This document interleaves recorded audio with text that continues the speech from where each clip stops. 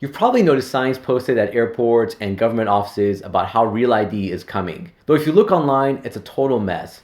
While the rule officially goes into effect in October 2020, the Department of Homeland Security site says something to effect of it starting in January 2018. Yeah, 2018. What's going on, everyone? It's Ernest from TripAstute. In this video, we're going to discuss the Real ID requirement and hopefully clarify the confusing mess that's associated with this new law.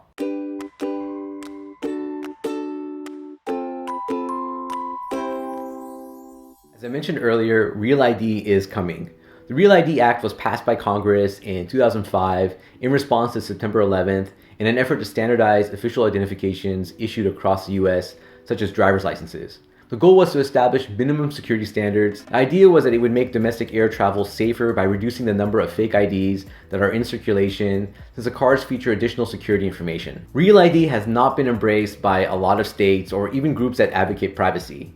These groups are concerned that personal data will end up in the hands of a central national database. But the federal government contends that they are simply providing a standard set of requirements for all official IDs and will not be storing the data in one central place. Before we dig deeper into Real ID, if you're new here, welcome to our channel. TripAstute is a travel channel that is focused on sharing ways to make travel easier, affordable, and more enjoyable. Traveling can be stressful and expensive, so we're looking for ways to help you maximize your experience through travel tips, points of miles, and innovative gear.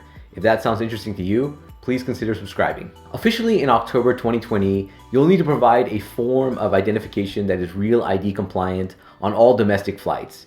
The ID that is most commonly used by passengers is their driver's license. But what makes a driver's license a Real ID? In most states, you'll see a gold or black star on the front of the license, though that's not always the case either. Another way to know if you have a Real ID is to check whether the ID says not for federal identification or federal limits apply. If you see that on your driver's license, then you definitely do not have a Real ID. Ironically, my driver's license, which I renewed in 2016, doesn't have a disclaimer or star symbol, but I know it's not Real ID compliant. As you can see, it's pretty confusing. So what about the January 2018 date? This date on the DHS website confuses everyone as well. Basically, DHS is saying that if you're from a state that isn't compliant, then you need to provide additional information starting in 2018. Though most states are in compliance, and those that aren't have asked for extensions. My guess is that states that are behind on the compliance effort will continue to ask for extensions rather than having to deal with passengers who are denied on the flights before October 2020. Technically, it could happen, but I think it's highly unlikely. I think the only state where there's a risk of this happening is California, since they're currently under review status. California's situation is a bit confusing. The state was previously in compliance and started to issue Real IDs last year. However, DHS then said that California's proof of residency checks were insufficient, so the state was placed in review status. I still think they're going to sort it out. California has already started to ask for more documentation when getting a Real ID, so I wouldn't be surprised if they're not marked green or yellow on the chart soon. I really dislike that DHS is putting out the statement about 2018 because I think it's really confusing to a lot of people. I honestly think that it would be more effective to just publicize the October 2020 date, since that's the date when things are actually going to change. With all that said, you will need to have some form of Real ID by October 2020. The good news is that you don't have to get a Real ID driver's license if you already have another Real ID client identification, such as a global entry card, a passport, a US passport card, enhanced driver's license, and several others. So if you have global entry, you technically have a Real ID compliant identification card. If you don't have global entry, I highly suggest getting it, especially if you have a credit card that will pay for it. For more information on global entry, check out our video on it.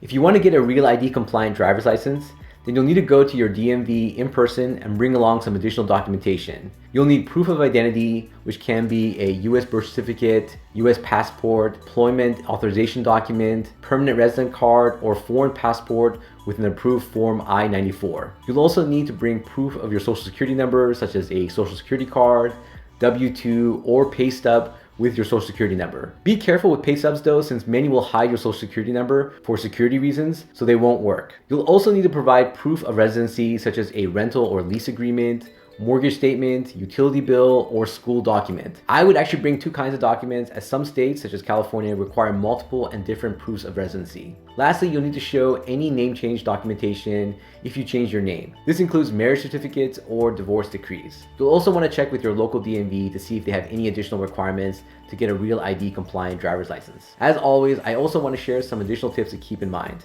Number one, check your state's status. As I mentioned earlier with California, you'll want to check your state status to find out your state's Real ID status. As of this video, 8 states and territories are under extension, 1 is under review, and the rest are compliant. I'll include a link to the DHS website chart in the video description. California residents in particular should probably keep an eye out for an update. Number 2, Real ID applies to domestic travel and federal facilities. Having a Real ID will not only be a requirement for domestic air travel, but also for entering federal buildings, military bases, and nuclear power plants. On that note, number 3, Real ID does not replace a passport. While a Real ID is required to board a domestic flight starting in October 2020, you'll still need a passport to travel internationally. The Real ID does not replace your passport. And while passport cards are considered Real ID compliant, you'll still need a traditional passport book to travel internationally using air travel. If you want to learn more about passport cards, check out our video on the topic. Number 4, kids do not need a Real ID. Children under 18 do not need to provide identification when traveling with an adult companion. The adult companion will obviously need to show their ID though. That being said, you'll want to contact the airline for any other specific guidelines or requirements. For example, some airlines require documentation on a child's age before they can board a flight. Number 5, enhanced driver's licenses are Real ID compliant. To make things even more confusing, you might have an enhanced driver's license but wonder if it's Real ID compliant since it doesn't have a star marking or any disclaimer text. Rest assured, enhanced driver's licenses, which are only issued in a couple of states, are all Real ID compliant. In case you're wondering what they are, they're similar to passport cards and can prove US citizenship. Number 6, Real ID state identification cards are also available. You might be asking, what do I do if I don't even have a driver's license? If you don't drive, then an option might be to get a state ID from your DMV. These often resemble a driver's license, but are meant to serve strictly as a state ID. You should be able to get one that is Real ID compliant by following the same process and providing the same set of documentation. As you can tell, I don't think that the rollout and preparation for Real ID has been very smooth. It wasn't until I researched this video that I even understood when things are scheduled to change. Since my driver's license expires in 2020, I'll probably opt to get the Real ID version, though it's nice knowing that I'll still be covered by some of my other IDs like my passport and global entry card. Have you had to get a new driver's license in order to be Real ID compliant?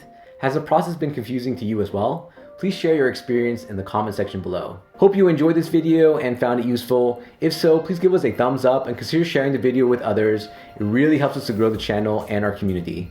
Until next time, travel safe and travel smart.